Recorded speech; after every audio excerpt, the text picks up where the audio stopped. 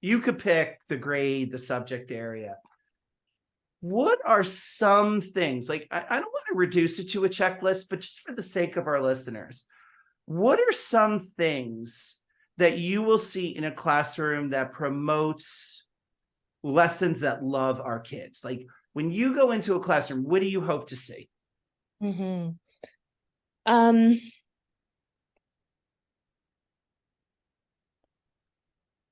well, I think that when I walk into a classroom that is supporting students, that is about, that I can actively see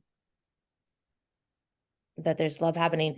What I'm actually assessing for um is what we call the core four. So I'm looking for what sort of power dynamics, how are power dynamics managed and navigated?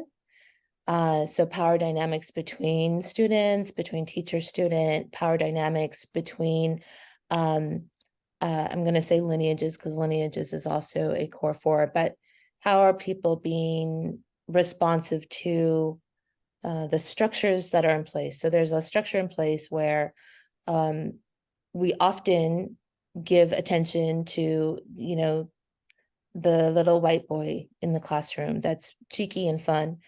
But why? Like that is a design in play that is implicit bias, that we would give more attention to that child than say the little black girl in school that is quiet. Um, so I'm looking for, has the teacher done the work to like understand why they might gravitate towards this little white child than their black student? So that's a whole leg of work. And then I'm looking for narratives, like how are narratives showing up inside of the classroom space? So how is space being tended to from a visual stance? So there's research that tells us when you walk into a space, your body can pick up the patterns immediately and tell you if it's a safe space or not, before your conscious mind knows that it's a safe space or not. And so I think about when I walk into a space that is, you know, I can walk into a space and I can tell if it is a space that is constructed for white bodies or if it's a space that's constructed for everybody. And when it's constructed for a particular body, that just kind of means, okay, I need to put some armor on here. Like I'm going to tighten up a little bit, and I'm just I am going to stay quiet, which is probably, going back to, some students are not going to feel comfortable speaking in places where they feel uncomfortable.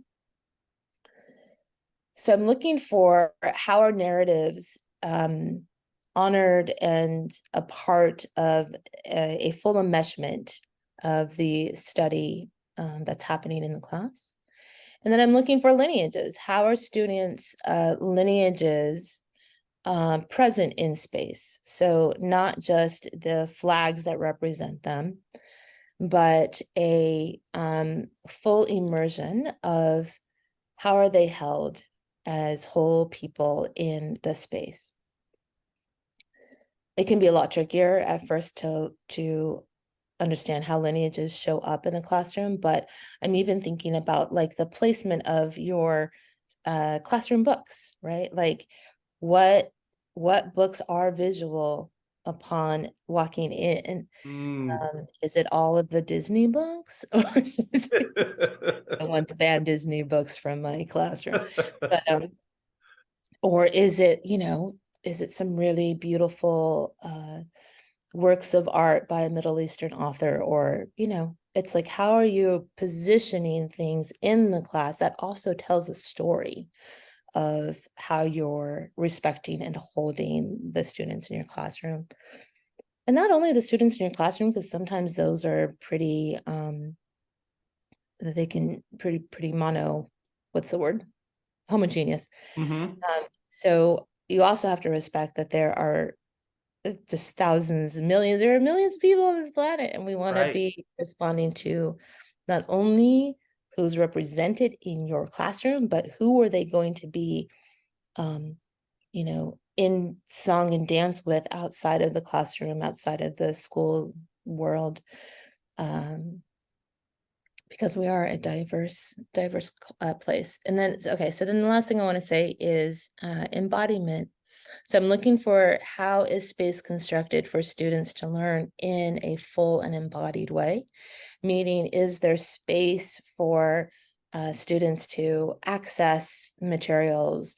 Can their bodies kind of get up and move if they need to do some gesture work for a learning lesson, or things like that? I'm really looking for a sense of liberation inside of the classroom,